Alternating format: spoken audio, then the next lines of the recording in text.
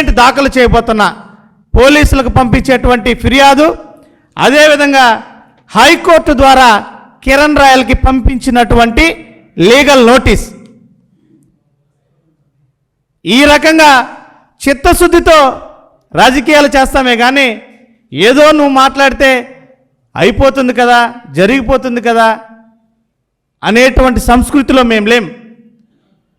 YSR Congress party కార్యకర్త నీలాంటి నీచ రాజకీయాలకు భయపడేటువంటి ప్రసక్తి లేదు.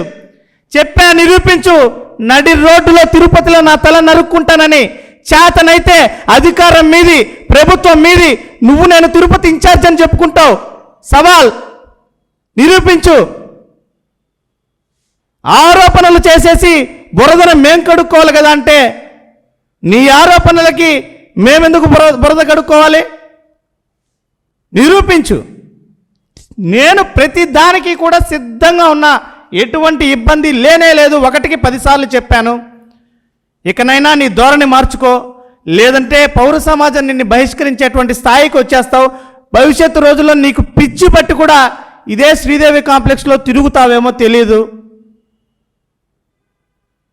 పసుపులేటి సురేష్ చేసినటువంటి వ్యక్తికి కరుణాకర్ రెడ్డి గారిని ఆపాదిస్తూ పోస్టులు సర్క్యులేట్ చేస్తావు.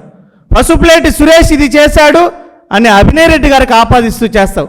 అంటే ఒక తప్పుడు కథనాలను సృష్టించి తద్వారా మా నాయకులని రాజకీయంగా దెబ్బతీయాలి, మమ్మల్ని మానసికంగా వేధించాలి, హింసించాలనేటువంటి కుట్ర కాకపోతే ఇంకేంటిది?